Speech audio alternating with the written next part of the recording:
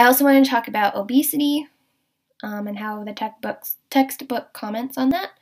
So obesity in youth, in terms of the year 2000, childhood obesity was about 9 to 13%. I don't know how those percentages have changed today, but there are several factors that can contribute to this high rate of obesity in children. Some could be genetic factors, so your basal metabolic rate is somewhat genetically determined. Also dietary thermogenesis, so appetite control and satiety, right, and lipid metabolism and storage could all be things that are genetically determined.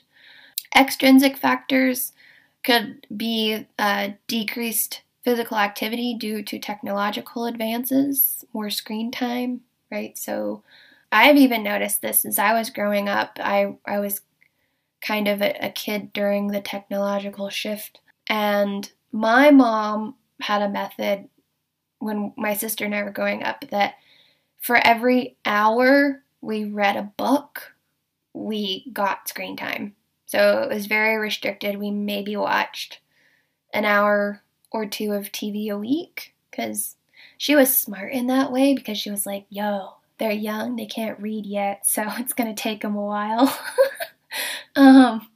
But we had restrictions like that, and also, like we were encouraged to play on the playground growing up, and we played with our neighbors down the street, and my sister was always in sports. I was in dance for a lot of time, but with the development of technology, right, and video games started getting increasingly popular, like one of our neighbors who lived down the street from us growing up, their parents got them like a PlayStation, like the first PlayStation, and my sister begged my mom to get us one, and she was like, absolutely not. And so she would always go over to the neighbor's house to play video games, but if she was playing video games, she wasn't playing outside as much anymore. So, right, you can kind of see that direct relationship in how technology has definitely influenced activity. However, there are, physical activity apps that people can use now. So I think that society is definitely trying to counteract the negative effects of screen time.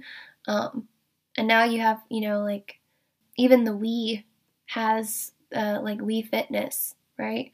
And they have balance boards and training programs that make technology integrate physical activity into the actual technological use. So it can be good or it can be bad. But generally, we see that extrinsic factors are causing a decrease in physical activity. And then also our westernized diet is high in fat and processed sugars, which is not good for body composition or maintaining a good body composition, especially if you eat high fat and the processed sugars out of proportion with what they should be. And our intrinsic factors are the most easily manipulated factors, right? So extrinsically, if you look at, geographic location and somebody's in a food desert and they just don't have access to food, like it's not so easy for a kid to change their geographic location. That's very much determined on their parents and how much money their parents are, right? The socioeconomic status of their parents and how that might influence how much food they get and the quality of food that they get, compared to someone who lives in an area that has a lot of different grocery stores with a lot of fresh produce and, maybe that's organic produce, I don't know, right? But availability to kind of health promoting things such as good quality food and a place to exercise are going to be major extrinsic factors that contribute to the rate of obesity, but they're not very easily controlled by the individual. Okay, so intrinsic factors are the easiest to manipulate for youth. In adulthood, obesity can put a lot of individuals at risk for hypertension, which is high blood pressure, cardiovascular disease, which is the leading cause of death in the US and has been for quite a while now. Puts you at risk for diabetes, specifically type 2 diabetes. Type 1 is childhood diabetes, and that is an autoimmune disorder.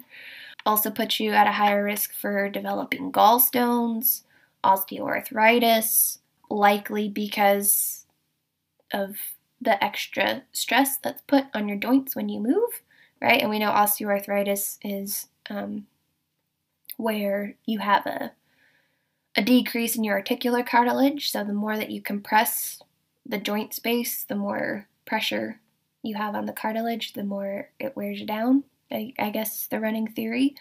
Also puts you at a higher risk for some forms of cancer and early mortality. People who are obese have a higher risk than compared to those who are not obese. I don't know. Anyways, but also there's a higher risk associated with people who have fat mass concentrated in their abdomen compared to their thighs and their butt.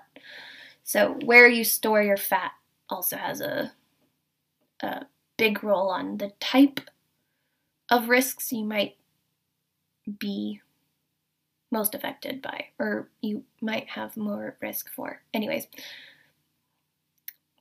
English is hard. The most effective strategy to decrease or maintain ideal body composition is through caloric restriction and increased physical activity. So caloric restriction is controlling your diet, right? Diet, remember, is just good eating habits. So I don't want to put a negative connotation on like you need to do calorie restriction by doing a diet. Your diet is just what you take in, right? So making sure that you're monitoring your caloric intake and engaging in regular physical activity, I think, is a better way to formulate that wording. But in adulthood, you can have benefits with either diet or exercise as an individual. So you don't necessarily have to pick one or the other. You know, some people have jobs that don't allow them to engage in a whole lot of physical activity. So maybe they control their body composition or maintain their body composition through their nutritional intake instead, right? You can be one or the other. Both definitely will lead to faster results or kind of better results. So if you're exercising more, maybe you can have more cheat days or give a little bit more in the nutritional aspects. But if you're not exercising, then maybe you don't have that leeway. So that is our topic on obesity. So we've talked about body composition, we've talked about a subset of body composition in terms of obesity, and then we also need to talk about motor competence, activity, fitness, and body composition as they all relate to each other. Okay. So we're going to talk about motor competence and the level of physical activity first. We already touched on this in our interrelationships talk at the beginning of the lecture, but now we're going to go into a little bit more research-based conclusions on how, right, like what people have studied can potentially influence how we engage in physical activity. Now that, you know, we have this information, we might as well use it. So Stodden and his colleagues looked at the interrelationship between motor competence, physical activity, and body composition. So kind of laying the foundation for this network that we initially introduced at the beginning of class, right? And what they found is that individuals lacking in an adequate foundation of movement skills may lead to insufficient engagement in activity, which could lead to inadequate level of health-related fitness, which could lead to suboptimal body composition or weight status. So if you don't have good, if you don't have good foundational skills, you're less likely to be active, which means you're more likely to have lower fitness levels and more likely to have suboptimal body composition, right? So it's all linked together. Children do not automatically acquire skill proficiency. I do want to emphasize that some people are born with motor abilities that other people are not. But in order to identify those motor abilities, you do need some degree of practice and engagement in the activities that require those motor abilities.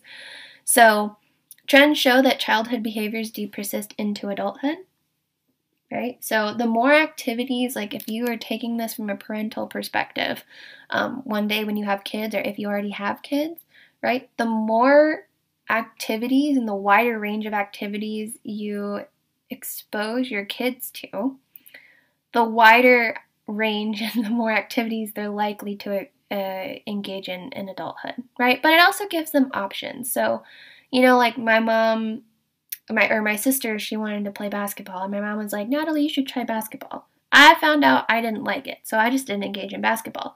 But I knew, based on that experience, that I, wasn't that great at it, right? And I think in school, they make you play sports. Well, in my school, they made us play sports. Or it was like, play sports or do an after-school program where you work on homework, and I didn't really feel like working on homework, or I would finish it in class and then I would have nothing to do, so it was kind of just boring. But my mom was like, oh, maybe you should like try playing soccer, and I'm not an endurance runner, so soccer was a no, but I still tried it, and that got me to engage in some degree of physical activity. It made me realize what I was good and what I was not good at, so that's kind of looking at our motor competence. And so having a wider range of experiences to pick from might be beneficial for later in life and looking at what you might be more likely to engage in as an adult. So the trends are there, but also engaging in a variety of physical activities that build on foundational motor skills is also important. So making sure that whatever sport you are enrolled in, right, is kind of getting at a lot of the foundational motor skills we've talked about in previous lectures, such as, like the development of our ballistic skills or manipulative skills, so that we're kind of targeting development of gross and fine motor movements, building those foundational skills that we know a lot of those things cross over into daily living, right? So the more that we build on those foundational skills, the more competence that someone will have. The more competence they have, the more likely they're going to engage in physical activity.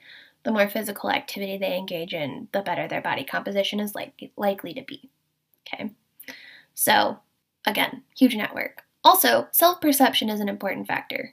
So that's more of our functional side of motor competence, or functional constraint, functional individual constraint, if you will, right? So if somebody does not have good self-perception, they're going to be less likely to engage in that physical activity. And self-perception can be driven by social acceptance. Okay, so if you're that one kid who gets picked last every time you play sports, like that does not feel good as a person. And you're like, why would I dispose myself to this treatment if it makes me feel bad? So as a result, if you always get picked last, then you're like, well, I'm just not going to play anymore. So social acceptance could kind of influence a person's self-perception. Like if I get picked last every time, that maybe I'm not that good. And, your perception of your motor competence might be a lot lower than it actually is, but that's going to influence how much you engage with that activity. Also, a person's athletic competence. Maybe someone thinks that they are super good, but they're just not. Okay. So sometimes it could be an alignment thing going on. But also physical appearance and general self-worth can influence a person's self-perception of how they think they'll be able, or how competent they think they will be in performing a certain motor behavior. And if, they think like, oh, I'm too heavy to do so-and-so, or I'm too short to do blah, blah, blah, right? That can be a deterrent for engaging in certain activities as well. The last thing I wanted to comment on is motor competence and health-related fitness. So weight status or your body composition can interfere with your physical activity. I feel like we've hit that concept home pretty good. And then your motor competence can interfere with your physical activity, right? Which we've also, I think, emphasized pretty well in this lecture so far.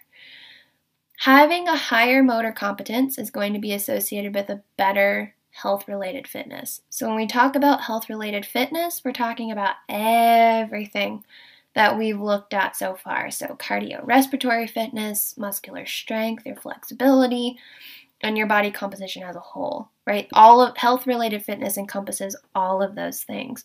So if you have better proficiency in movement as a whole, you should have better health-related fitness outcomes later. I don't know, I guess the main takeaway from both of these lectures and, the last few lectures, if we're, backtracking a little bit, the main thing is stay active, right? And the best way that you can control a lot of these things is through diet and exercise. Those are the two external or environmental factors that are going to have the biggest weight, especially later in the lifespan. So that is all I have. If you have questions, please let me know. We do have an activity this week that is related to these topics, so hopefully that is enjoyable for you. And then we also have a quiz on all of the lecture topics for this week, so encompassing both Chapter 11 and Chapter 12. All right, have a good week.